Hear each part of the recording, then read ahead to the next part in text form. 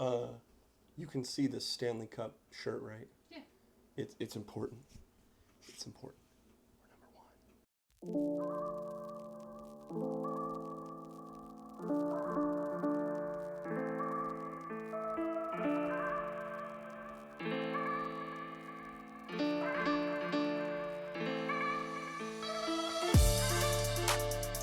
Hey guys, welcome into Wine Diplomat. My name is Eureka, and today we are going to be talking about one of my favorite styles of wine, and that is rosé. And in fact, we will be blind tasting three different rosés to see if I can figure out which one is the least expensive, most expensive, and what's in the middle. So, why are we doing this? We're not doing this to demean any wines. We're not here to talk crap about anything, okay? But what we are here to do is have fun, and that's above all. What more can we ask for wine? So, uh, we will have three wines. If you've seen this on the channel before, we do three wines, and I will inspect each one of them. I'll tell you what I think, and if there's any interesting things about the smells and the tastes and the all those things, we'll talk about that. So, um, if you haven't seen any of the videos, now's a good time to hit that like button, to hit that subscribe button. I know Josh is wanting me to put that in the video, so hit that subscribe button, hit that like button. That way, every time we put out a video, and we do every single week, you can see it right when it goes up. And you know you want to be right on time, baby. All right. My wonderful darling wife is assisting us today. Jennifer, would you please hand me wine A? Thank you, darling. All right, so this is wine A. So this is cool. Let's see, as I swirl this around here, you can see this is I'll bring this a little closer up here.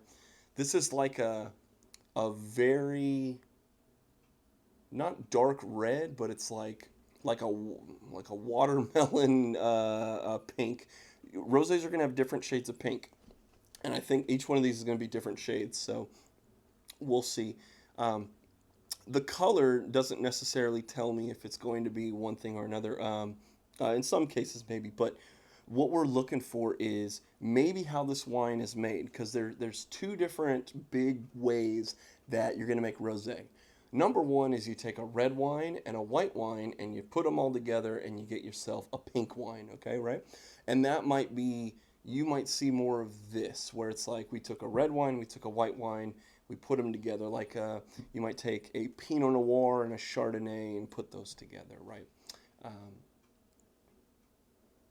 and each one of those will give it characteristics and so forth. The other way to do it is um, if you take red grapes like Pinot Noir or Cabernet or something like that, but what you do is you press the juice, but you don't let the skins come in contact with the juice for an extended period of time, because the skins, believe it or not, the skin is what gives the wine its color.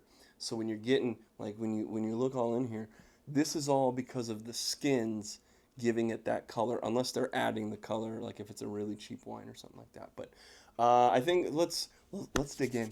Let's see what we can do. So this is wine A. We'll give it the good old analysis. So what I'm hoping to smell is what I'm hoping to smell is strawberries, cherries. You're gonna get maybe some cranberry, some raspberry. Trying to see how much and if there's sometimes cheaper wines can have a little bit too vibrant. Like the color here, I think's a little too vibrant, but it could throw me off here.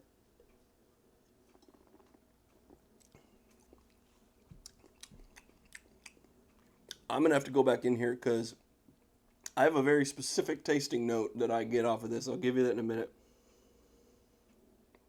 You're gonna think I'm weird when I say this. Yeah, it's like not a lot of big aromas. I'm not getting anything super jumping out at me one way or the other. I mean, there's a strawberry thing going on, but I don't think it's too cold to not be expressive. It's not super big, bold though.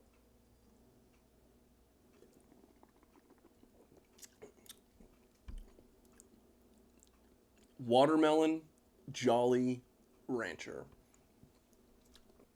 There's a little bit of sugar. Um, yeah, I wouldn't say this is a very dry wine, right? Dry meaning the level of sugar. I think this has a little bit of residual sugar in here. It's not unpleasant though. Don't get me wrong. It's not unpleasant. It's just that it has that sugar, and they're balancing it with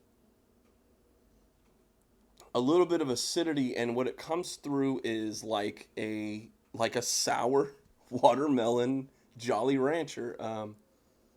My wife's giving me a weird look. It's what I taste. It's what I do. Yeah, I will reserve judgment, but that's kind of what I have here. Madame, would you hand me wine B, please? I was gonna say number B. That's wrong. All right, here we go. Here we go. Now I'll put this in this camera. Okay, you can hopefully we can see the color difference of these two wines, right? This one is a now that I said Jolly Rancher. This has like a very pink candy color to it. This is very light salmon, right? Like a fish, right? Okay. Look at me knowing all my shades of pink here. Um, let's do this in this camera. I've got okay. Now we're talking camera one, camera two, camera one, camera two. Mmm. You get red cherries, strawberries.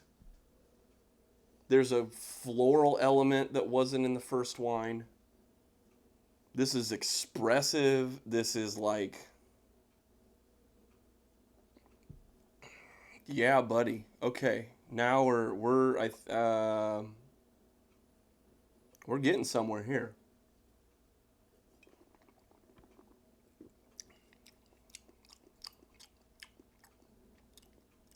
It's pretty good.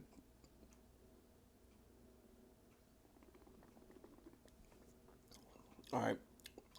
Very light shade of pink here. Um, Bright. I mean, all those things: floral, strawberry, cherry aromas to it. The taste confirms that it's balanced. Not the sugary. I don't get the residual sugar that I got in the first one. Very dry, fruity, but not like I can taste dried cherries. I can taste the strawberries, raspberry, cranberry thing going on. Um, yeah, much more elegant, much more refined. This I believe is more expensive than A. Um, this reminds me a lot of French. Look, I guess we'll talk about that. Where are we making good rosés? Okay, good rosés are made all over the world, and believe it or not, rosé is a seasonal wine. You can't make rosé all of the year long, but because we have a global wine place, usually what they'll do is they'll say maybe they grow grapes in America during one part of the year, and then they could harvest in a completely different part of the year in South America, like Argentina makes phenomenal rosés now. Um, I don't think this is France though. It's like a little bolder than I would stereotypically think for France, but it's very reminiscent of like Rhone makes really good rosé.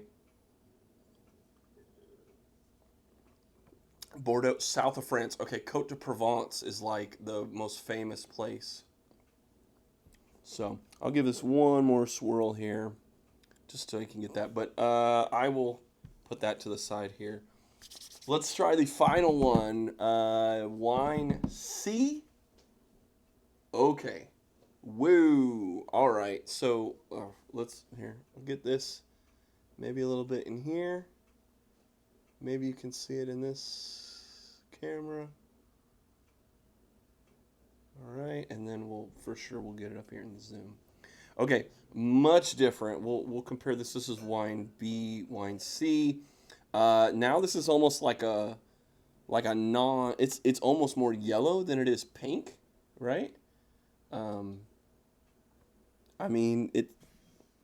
Like I wouldn't call this pink at all, and I believe that's because I would assume that this is actually made from very low skin contact. So, whoo, that is okay.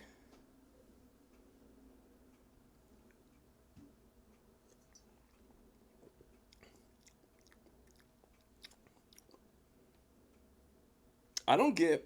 Um, this is almost this is almost more like a Blanc de Noir than a rosé. Now that I'm looking at it,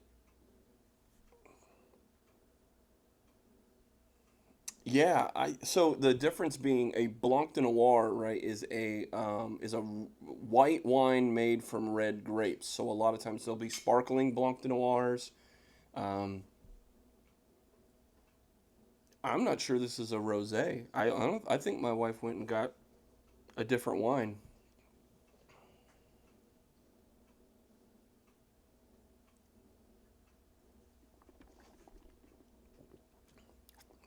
because it doesn't quite have that cherries or raspberries. There's a tartness, but it's I'm getting more, and a lot of this is because the color too. I'm getting pears. I'm getting apricots. I'm getting it's scientifically proven that we taste with all of our senses. Your eyes, your nose, your even if there's music playing, things like that. But specifically here, me looking at this wine, I'm getting none of the cues of a rosé or a red wine. I would think it's a Blanc de Noir. We'll see. We'll check the label.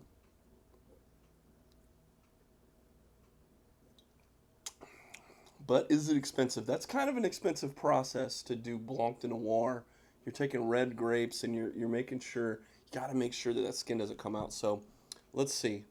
I've got A, I've got B, and I've got C. Um, mm, I think A. Yeah, now that I'm going back to it, there's just this not it's not as pleasant as the other two in terms of an aroma. I kind of think this is like cheaply made.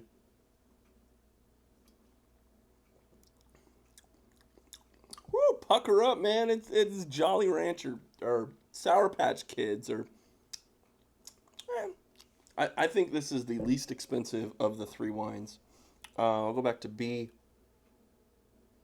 So pleasant. This is like this is babe. This is what we're drinking off camera. This is my favorite. B is what I'm.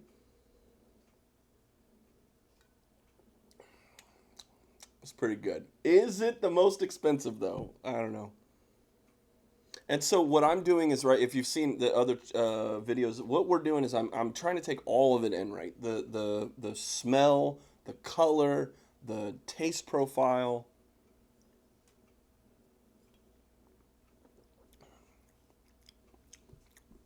This is good. They're different though, way different, completely different. Ah, okay. I think C's the middle expensiveness because this is pleasant. Wine B, I'm going to put is the most expensive of all of the wines that we have here. So, I will let's put them off to the side here. Madame, would you let's do wine B first. Let's see what the most expensive one was. Which one did I think was the most expensive wine? Leave it in the bag. Hand it to me. I'm trying to be. Thank you. So, wine B was my favorite, and it is Wine B, this was wine B? This was B. Yes. Double check that. No. Okay, that's what I'm thinking. Because I don't think, babe, I don't think this wine came from this bottle. I got it mixed up. Oh no. Okay, well, wait. While I've got it, we did the reveal. Which wine is this one then? That is wine A. This okay. So you're saying this came from this? Yes. That I would believe. Okay. Well, we're stop the presses. All right. I love you, sweetheart. You're the love of my life, the mother of my child, and she can do no wrong. She's like she's redder than these glasses right now.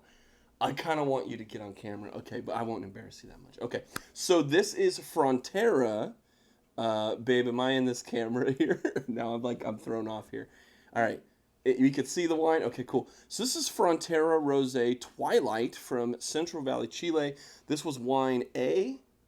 Wine A. So wine A I thought was the least expensive wine, and it is the least expensive wine. Frontera Rosé is from Central Valley, Chile. It is a good. I mean, we're $6. $4 to $6 is what you're going to spend for this wine. They also make this in the larger format, like the 1.5. You know, when you're on the patio pounding it, or your poolside, or something like that. I thought this was still that aroma. It's what gives it away. I mean, it kind of is what gives it away. Is like, it's just not 100% balanced. Like, you could kind of tell that it's just not 100% like the hand-picked grapes and all that. But, woo, a little bit of sugar, right? So it's a more inexpensive wine. Uh, yeah. Let's look. Does it even say we picked these grapes? Serve it chilled. Okay. So it doesn't really say anything that's going to be a little sweeter, but it is. It's a little more sour and a little bit more sweet. I mean, Sour Patch Kids. First they're sour, then they're sweet, right? So, all right. So this was wine A. I guess since we're doing it, can you give me C? Give me what's in the middle, and please double check that it's the right one this time. It's the right one. You sure? Yeah. Okay. So C was. See if I can get this right. Okay. So this is Peugeot Argali. So Peugeot is a. I don't know if you can see. It's very light, but let's see, babe. Can you see this in this video? Can you see it a little bit? So Peugeot, Haut, Peugeot is a French winemaker. They make actually a pretty good red blend that I like a lot. They also do a series of rosés. This is the one called Argali, and it is French, but says it's a rosé. Says it's a rosé. I thought it was more of a. I'll have to look at the text sheet because I mean it's easy to see here. Not very pink at all. I kind of thought this was more of a white wine. I mean, it looks like it. It tastes like it. It smells like it. I smell peaches, apricots, pears, apricots. But it's very dry in a good way. This would go. I mean, it's a pleasant wine. I thought it's the second most expensive, and um, the only thing is, how much did you spend on this? I think you spent $20 on this. I think this is the most expensive wine on the list. We'll confirm that with the text at the bottom, but I'm pretty sure this was Peugeot, man, from France. Yeah, that's a $20 wine. All right, let's do wine B. Let's do wine B. Now that we know which one it is, here's wine B. And this is, oh man, Domaine Lubijac. Are we getting this in this camera? All right. Domaine Lubijac is a phenomenal maker of wine out of Willamette Valley, Oregon. This is going to be in that $14 range.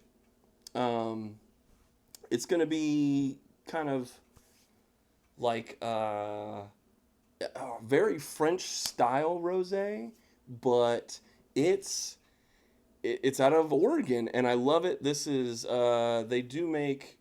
It doesn't say exactly what grapes it is, but Domaine Lubijac makes a phenomenal Pinot Noir, like a nice red Pinot Noir. And it wouldn't surprise me if that's what this was. Maybe some Pinot Gris mixed in because they grow that up there in Willamette. This was my favorite wine. This was, I'm going to pour me even more. This was like, it's the most expressive, like, it's the bomb. It's the bomb.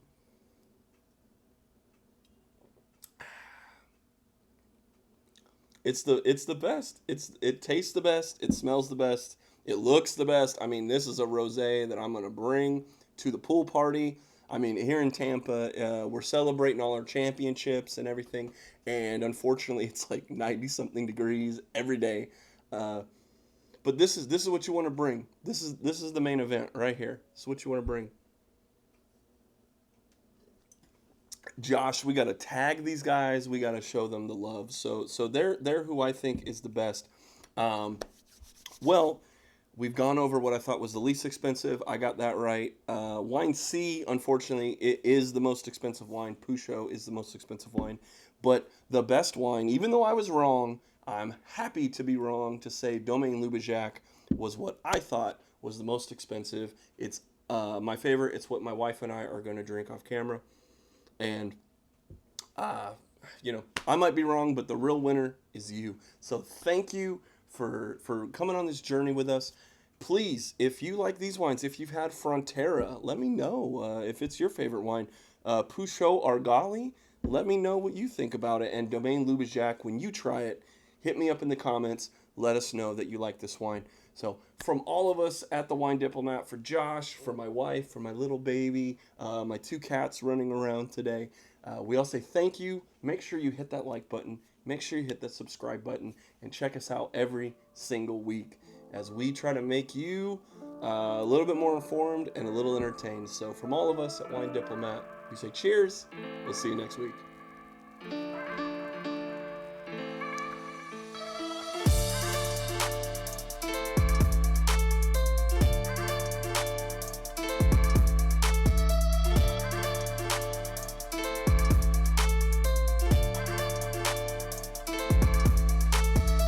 Which one was your favorite? It was B. B. Yeah. You mean the one you didn't give me the first time? I was just trying to switch it up. Oh, the old switcheroo. The little trick, Eureka. Uh-huh. I'm the Wine Diplomat, ma'am. Don't you forget it. You caught me at it again.